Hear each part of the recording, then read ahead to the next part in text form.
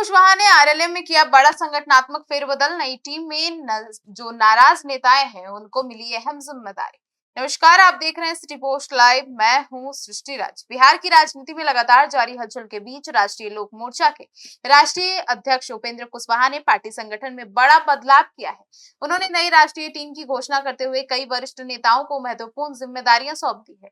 माना जा रहा है कि यह फेरबदल आने वाली विधानसभा चुनाव या फिर जो भी चुनाव आने वाले हैं उसको मद्देनजर रखते हुए किया गया है और अंदरूनी असंतोष को भी संतुलित करने के उद्देश्य से किया गया है।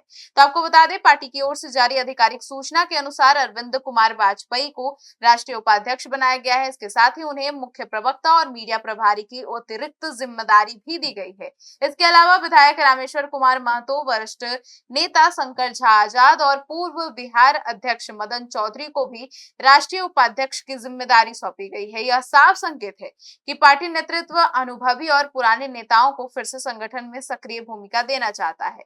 नई टीम में पृथ्वीराज यादव, भानु श्रीनिवासन, सीमा सक्सेना और अनिल सिंह को भी राष्ट्रीय उपाध्यक्ष बनाया गया है, जिससे संगठन में क्षेत्रीय और सामाजिक संतुलन बनाए रखने की कोशिश दिखाई देती है।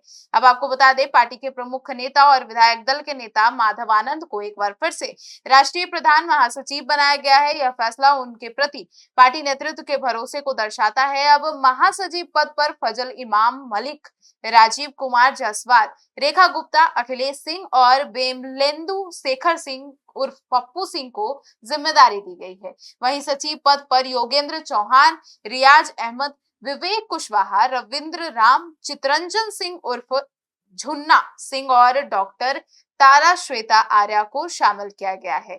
इस नियुक्ति से संगठन के निचले स्तर तक कई नई ऊर्जा देखने को मिल रही है और ऊर्जा लाने की कोशिश भी की जा रही है। अब आपको बता दें, राष्ट्रीय लोक मोर्चा की ओर से जारी आदेश में कहा गया है कि यह नियुक्तियां पार्टी की राष्ट्रीय परिषद और अधिवेशन द्वारा दिए गए अधिकारों के तहत की गई है।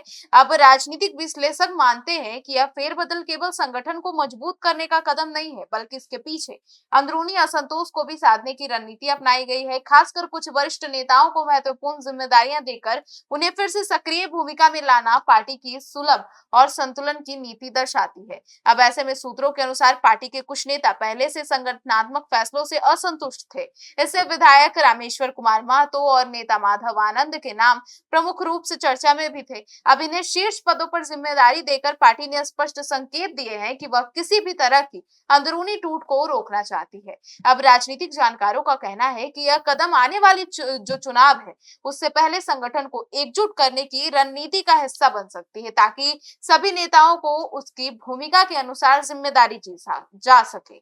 अब विशेषज्ञों का यह भी मानना है कि उपेंद्र कुशवाहा ने नई टीम में पुराने अनुभवी नेताओं के साथ साथ विभिन्न वर्गों और क्षेत्रों के प्रतिनिधियों को शामिल कर संगठनात्मक संतुलन बनाने की कोशिश की है। इससे न केवल पार्टी की जमीनी पकड़ मजबूत होगी, बल्कि अगला आने वाले जो अलग अलग सामाजिक समूह है उन सभी को प्रतिनिधित्व मिलेगा। अब ऐसे में आगे संगठन में बड़ा फेरबदल कर लिया गया है, तो लेकिन असली परीक्षा अब पार्टी की एकजुटता और चुनावी प्रदर्शन में होगा। अब देखना होगा कि ये जो नई नीति आई है, ये जो नए फैसले लिए गए हैं, ये जमीनी स्तर पर कितना दिखती है और आने वाले महीनों में यह देखना महत्वपूर्ण होगा कि यह नई टीम बिहार की राजनीति में आरएलएम को कितना मजबूत बनाती है और क्या यह बदलाव पार्टी के लिए चुनावी फायदा दिला पाता है या फिर नहीं।